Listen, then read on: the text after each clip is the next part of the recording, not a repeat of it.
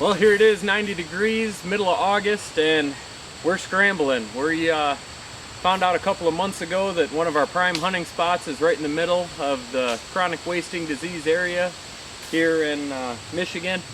So we're scrambling at secondary spots right now, trying to get some food plots established and some stands set up and all that fun stuff. So sweating our butts off, but today we're going to try to get in a stand using, or food plot, using a seeder, some seed, a couple of rakes, and a little bit of manpower, and see if in the next hour or so we can't get into a decent little plot that may come up here before hunting season starts in October. Then tomorrow we're going to be going around and moving some stands, and we're going to show you a couple of different safety tips and tricks that we learned since we had Steve fall out of his tree stand last year. So it's going to be a busy couple of days, but somebody's got to get it done, right?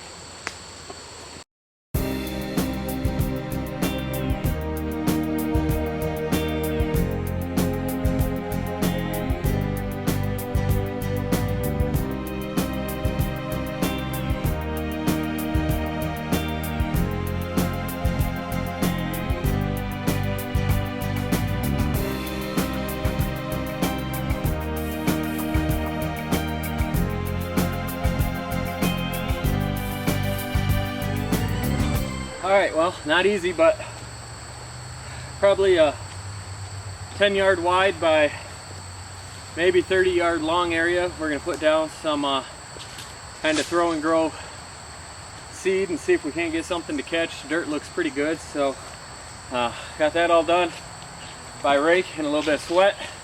Now we're going to load up the seeder, get that thrown down, probably drive over it with the truck a couple times, get a little seed to soil contact, and see if we can't get out of here before we get some rain.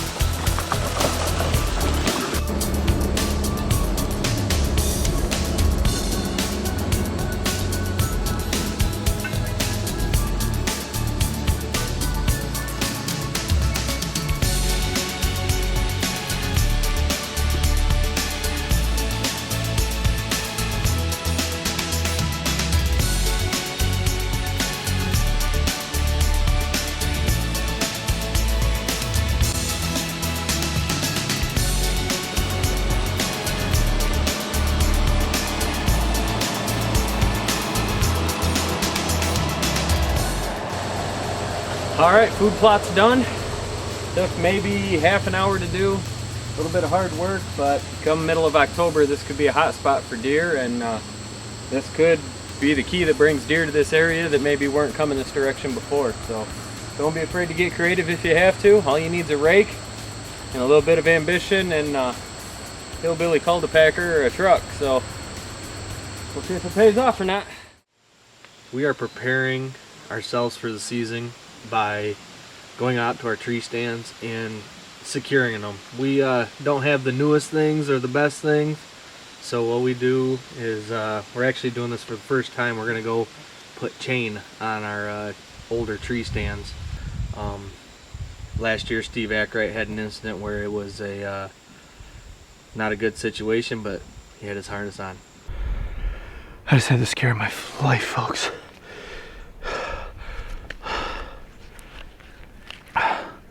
Thank you so much for this harness. Oh my god.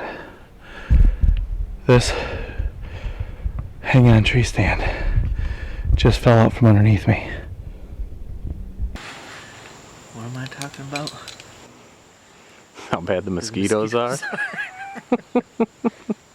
Joe's heading in to get the stand started with a little trick he's going to show you in a minute. While we're out here though, we're going to get some stands, all of our trails cleared.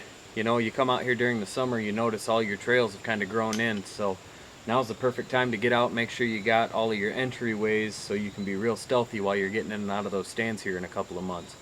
I'm gonna be cranking on that too while Joe's working on the other ones.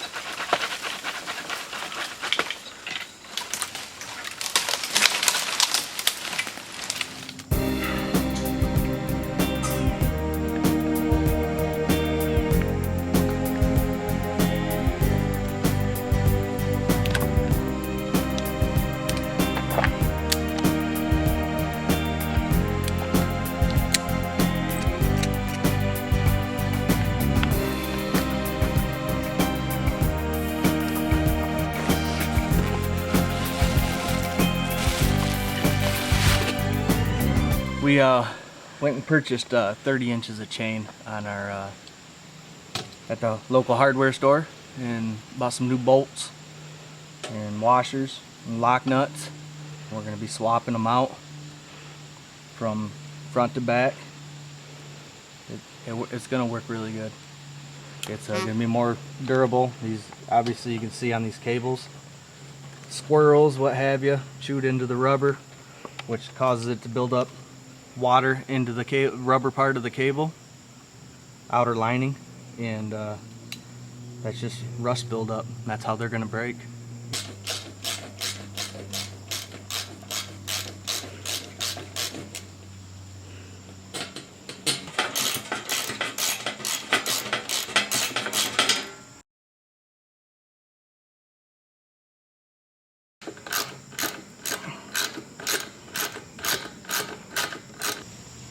See, this is where little critters been chewing on, which, as you can see, the rust underneath, which that's why they put the cable on there, which there's no rust here because Greg sprayed, I think he sprayed Teflon paint, whatever the heck it was, which kept that from rusting a few years back, which you can see on these, on the bottom sides where our bolts are, just to kind of make them more lively, last a little bit longer.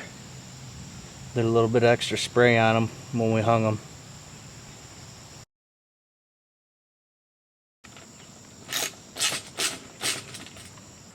All right, that's 2 down, 4 to go,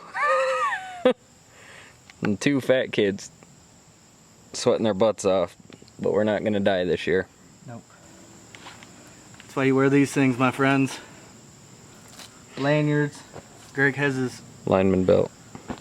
whatever you want to call it. Quit yelling at me. See, this is what happens when you have a job foreman hanging tree stands and fixing tree stands. I learned last year if a Mexican falls in the woods, he does make a sound. Yeah, that's about it. We just finished on our last stands. Last 2 stands cables look pretty good. Bolts look good. We put a security chain on the one because it was a son of a gun to get to the back side on it, get the bolt off because it's so high up. But we got a security chain on it just in case one decides to go. Next year we'll, or this winter, one of the two, we'll swap the stands out, get some new chains on it, or buy new stands.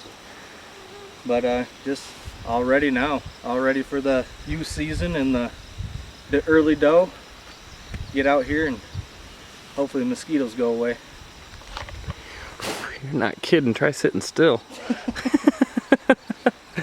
Well, now that I'm back home with a lot less mosquitoes, it's a lot easier for me to try to describe a couple of the topics that Joe and I were looking at while we were doing those stands the other night. The first being, we went to the local hardware store and we bought 255-pound chain. This cost 64 cents a foot, which to me is well worth my life. So, a couple of reasons we did chain instead of cable.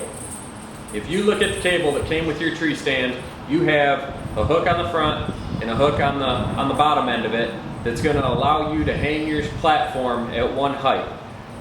If you take a chain, and what we did is went a couple of inches past the bottom of the cable, what it allows you to do is it allows you to put your top screw through the top link of the chain but come down to the bottom and you can go to this height here, or if you needed to maybe bring your platform up a little bit, you could come to this height here.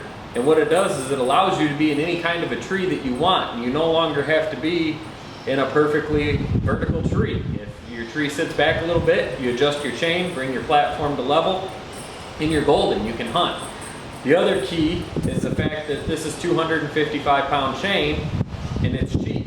So we put a 255-pound chain on both sides, plus the angle the chain's at. We figure we're at about a 750-pound, if not more, weight capacity now on that tree stand, and it just makes us feel more secure.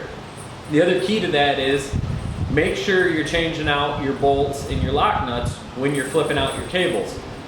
We've heard just as many stories of the bolt being the thing that snapped, not the cable. So we went out and we bought 5/16 inch, inch and a half long bolts that were galvanized to stop them from rusting. We bought lock nuts for them, and then what we did is we put a bolt on, or a washer on each side of the bolt. One on the one end of the frame of the tree stand, one on the outside edge to hold the chain in place before we put that lock nut on there. So the key to this is, you guys, this is a short video. We really truly feel that this could help save somebody's life, and that's the key to this. We don't want anybody getting hurt while we're all out having fun, and it's an easy and cheap fix. We figured we had about $7 into each tree stand to hopefully life-proof it, where we're going to be safe. We're still going to be wearing our harnesses, we're still going to be wearing our Q-Safe safety straps in case something does happen. But the fact of the matter is, if I'm not standing on a rusty cable, I feel a whole lot more secure while I'm sitting 30 feet up in a tree. The other thing is too, back to the food plot we put in, $19.99. That's the expense that we had into that, $19.99 and a little bit of sweat equity.